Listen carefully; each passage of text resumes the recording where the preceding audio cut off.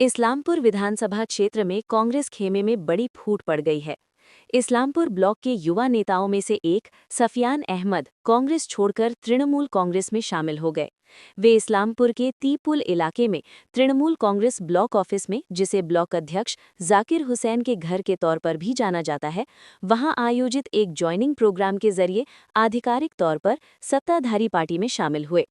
तृणमूल कांग्रेस के ब्लॉक अध्यक्ष जाकिर हुसैन ने उन्हें पार्टी का झंडा थमाया। तृणमूल नेतृत्व का दावा है कि विरोधी खेमे के कई एक्टिव कार्यकर्ताओं के उनकी पार्टी में शामिल होने से संगठन और मजबूत होगा।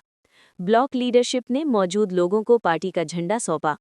दूसरी ओर इस्लामपुर ब्लॉक कांग्रेस अध्यक्ष हारून रशीद इस घटना को ज्यादा अहमियत देने से कतरा रहे हैं।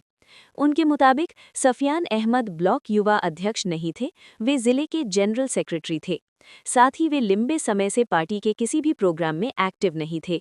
उन्होंने ये भी कहा कि उन्हें पार्टी अनुशासन तोड़ने के आरोप में पहले ही निकाल दिया गया था। उन्होंने दावा किया कि इस ज्वाइनिंग का कांग्रेस संगठन पर कोई असर नहीं पड़ेगा। इस घटना को लेकर इस्लामपुर के राजनीतिक हलकों में चर्चा शुरू हो गई है। देखना यह है कि इस ज्वाइनिंग का आने वाले राजनीतिक हालात पर कितना असर पड़ता है। आज के इस्लामपुर ब्लॉक तृणमूलेर पक्ष থেকে আমরা এখানে উপস্থিত হওয়ার মূল কারণ বর্তমান রাজনৈতিক পরিস্থিতির উপর লক্ষ্য করে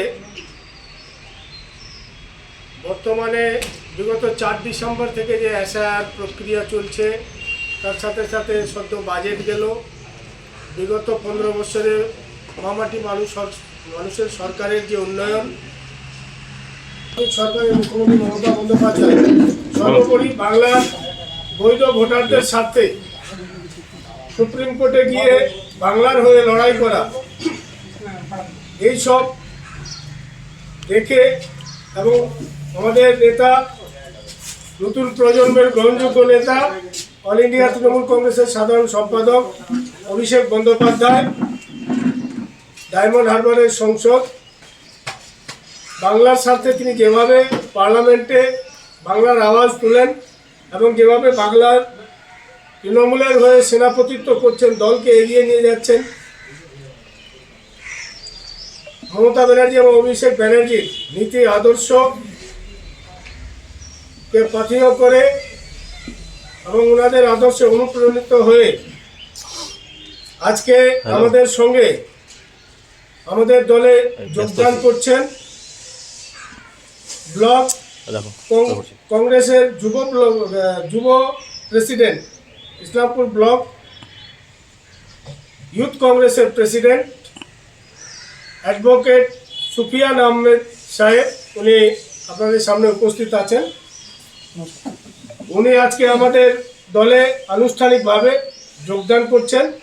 আমরা ইসলামপুর ব্লক তৃণমূলের পক্ষ থেকে ওনাকে সম্মানের সহিত দলে গ্রহণ করছি এবং আগামী দিনে উনি যাতে ইসলামপুরের মানুষের জন্য কাজ করতে পারে, নিজের এলাকার মানুষের জন্য কাজ করতে পারে, সেভাবে আমরা ওনাকে সম্মানের সহিত দলে চলার ব্যবস্থা এবং সাথে নিয়ে চলার আমরা আজকে অঙ্গীকার করছি এবং ওনাকে আশ্বস্ত করছি যে আগামী দিনে নিশ্চিতভাবে যেভাবে উনি মমতা ব্যানার্জি, অভিষেক ব্যানার্জির উপর আস্থা রেখে আজকে তৃণমূলে যোগদান করছেন, আমরা ওনাকে স্বাগত জানাচ্ছি ব্লক তৃণমূলের পক্ষ থেকে। আগামী দিনে আমরা নিশ্চিতভাবে সবাই একসঙ্গে মানুষের হয়ে কাজ করব। সুফিয়ান সাহেব, যিনি ব্লক কংগ্রেসের সভাপতি ছিলেন যুবর কংগ্রেস দলে, উনি আনুষ্ঠানিকভাবে আজকে আমাদের সঙ্গে যোগদান করলেন।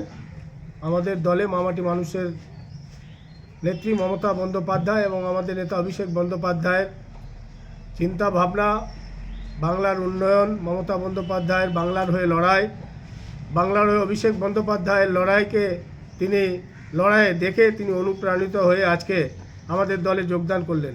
আপনারা সবাই জানেন বিগত 4 ডিসেম্বর থেকে এসআইআর চলছে। সারা বাংলায় মানুষের হয়ে যদি কেউ লড়াই করেছে, সে হচ্ছে তৃণমূল, মামাটি মানুষের দল এবং মামাটি মানুষের নেত্রী মমতা বন্দ্যোপাধ্যায়, আমাদের নতুন প্রজন্মের গ্রহণযোগ্য নেতা সর্বভারতীয় সাধারণ সম্পাদক অভিষেক বন্দ্যোপাধ্যায়। বাংলা থেকে শুরু করে দিল্লির সুপ্রিম কোর্ট অবধি এই লড়াই মমতা বন্দ্যোপাধ্যায় নিজে সুপ্রিম কোর্টে দাঁড়িয়ে মানুষ বাংলার হয়ে সওয়াল করেছেন, বাংলার বৈধ ভোটারদের হয়ে লড়াই করেছেন। তো এই লড়াই শুধু আজকে সুফিয়ান সাহেব নয়, সারা বাংলায় কিন্তু আজকে মমতা বন্দ্যোপাধ্যায়ের এই লড়াইকে কুর্নিশ জানাচ্ছেন। স্বাভাবিকভাবে আগামী দিনে সুফিয়ান সাহেব ভেবে বুঝেছেন যে ইসলামপুর শুধু নয়, সারা বাংলায় মানুষের জন্য যদি কাজ করতে হয় তাহলে মমতা ব্যানার্জির আদর্শকে সামনে রেখেই কাজ করতে হবে, অভিষেক ব্যানার্জির সিদ্ধান্তকেই সামনে রেখে এগোতে হবে, তাহলেই মানুষের কাজ করা যাবে। এই সিদ্ধান্ত এবং আদর্শকে সামনে রেখে তিনি আজকে আমাদের দলে যোগদান করলেন। আমরা সম্মানের সহিত ওনাকে গ্রহণ করলাম। আজকে শুধু সুফিয়ান সাহেব নয়, আগামী নির্বাচন ঘোষণা হতে হতে আপনারা দেখবেন যে ইসলামপুর বিধানসভায় এখানে সিপিএম কংগ্রেস তো এমনিও সাংগঠনিকভাবে তাদের কোনো অস্তিত্ব নেই, যারা দু একজন শিক্ষিত মানুষ, বুদ্ধিজীবী মানুষ আছে, যেমন সুফিয়ান সাহেব একজন অ্যাডভোকেট, উনি দলের যুব দায়িত্বে ছিলেন কংগ্রেসের এবং তিনি নিজে একজন অ্যাডভোকেটও। তো আজকে তিনি সার্বিক পরিস্থিতিটা বুঝে আমাদের দলে যোগদান করলেন। নিশ্চিতভাবে ওনার এই যোগদানের ফলে বাকি যারা এদিক ওদিক কিছু মানুষ আছে তারাও নিশ্চিতভাবে আগামী দিনে চিন্তা ভাবনা করবেন এবং তৃণমূলের ঝান্ডা ধরে তারাও আগামী দিনে তৃণমূলের হয়ে লড়াই করবেন। কথা হচ্ছে যে আমাদের যে কংগ্রেসটা ছিল সেটা মানে এমনভাবে পরিস্থিতি খারাপ আছে, তো সেটা বলা এখনও মানে মিডিয়ার সামনে বলা যাবে না। তার জন্য অনেকটা চিন্তা ভাবনা করে আমি এই সিদ্ধান্ত নিলাম এবং আমাদের যে ব্লক সভাপতি আছে জাকির কাকু, তার নেতৃত্বে আমি ফুল করব। আগে যেটা আমাদের যেটা আমাদের যুবর সাথে যুবর চলবে, যুব মানে যেটা আমাদের সংগঠন আর কি, সংগঠন যুব সংগঠন যেটা চলবে, ওনার নেতৃত্বে আমি ফুল সাপোর্ট করব, ফুল করব, চলা মানে উদ্দেশ্য চলবো। আর প্রথম কথা হচ্ছে যে আমাদের সিএম মমতা ব্যানার্জি যে কাজটি উনি করেছেন হাইকোর্টে গিয়ে, যেহেতু আমি নিজে একটা আইনজীবী, তো ও যেটা কাজ করেছে সিএম আমাদের, তো সেটা মানে ভাবার বিষয়, আর সেটা খুব গুরুত্বপূর্ণ বিষয় আমাদের জন্য। কিছুদিন আগে যেটা এসআইআর শুরু হলো, এটা দেখে এই মাথা ভাবনা করে আমি এই সিদ্ধান্ত নিলাম। আপাতত আমি আর কিছু বলবো না। কতজন আপনার সঙ্গে কতজন যুবক আছে তৃণমূল জয়েন করলো? মোটামুটি 25-26 জন। হ্যাঁ, যে আমি আপনাকে এটাই বলবো যে উনি যদি বলেছেন যে আমি যুব সভাপতি, কিন্তু আমি যতদিন পর্যন্ত ব্লক সভাপতি রয়েছি আমি তো জানি যে যুব সভাপতি উনি ছিলেন না। আর আপনি যে বললেন যে বেশ কয়েকজন কর্মী, আমিও দেখলাম লাইভটা, ওনা ছাড়া অন্য কিছু ছিল না। উনি ছিলেন তৃণমূলের ব্লক সভাপতি ছিলেন, তার মধ্যে রামগঞ্জ প্রধান ছিলেন, সজ্জাদ আলম ছিলেন, প্রতিনিধি ছিলেন সজ্জাদ আলম, তার মধ্যে পন্ডিত টু আমাদের তৃণমূলের দুইটা ছেলে ছিলেন। সুফিয়ান আহমেদ কি সক্রিয় কংগ্রেস কর্মী ছিলেন? দেখুন, কংগ্রেস উনি যদি বলে থাকে আপনাদেরকে যে আমি ইসলামপুরের কংগ্রেসের যুব সভাপতি, উনি যদি বলে থাকেন তো আপনারা কোনো দিন দেখেছিলেন, কোনো প্রোগ্রামে দেখেছিলেন আপনারা ওনাকে? যে যুব সভাপতি হলে তো একটা কোনো দায়িত্ব তো তাকে প্রোগ্রাম করতে হবে। সে কি কোনো দিন প্রোগ্রামে দেখেছিলেন বা প্রোগ্রাম করেছিলেন? উনি কোনো যুব সভাপতি ছিলেন না আমি যতদিন ব্লক সভাপতি আছি। উনি কোন দায়িত্বে ছিলেন আপনার কি মনে হয়? দেখুন, উনি একজন জেলার জেনারেল সেক্রেটারি হিসাবে কাজ করতেন, ঠিক আছে। এখন অ্যাপয়েন্টমেন্ট দিয়েছিলেন কি দিয়েছিলেন না সেটাও আমি বলতে পারবো না।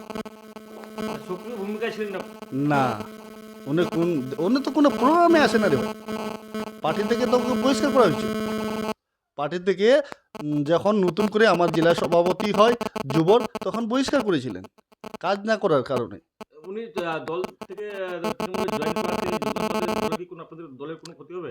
দেখুন, উনি থাকলেও আমাদের ক্ষতি হবে না, না থাকলেও কোনো ক্ষতি হবে না। এটা দল, কংগ্রেস দল, এটাতে সারাদিনে কেউ যায় কেউ আসে, এটা একটা সুমন্দর। এই যে তৃণমূল কংগ্রেস বিভিন্ন দল থেকে তৃণমূল যোগদান করাচ্ছে, এটাকে আপনি কীভাবে দেখছেন?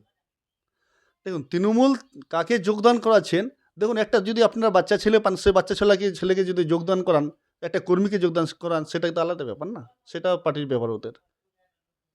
আমাদের এরকম কোনো নাই যে আমাদের কোনো হেভিওয়েট নেতা ভালো নেতা গিয়েছে, সেটা নয়।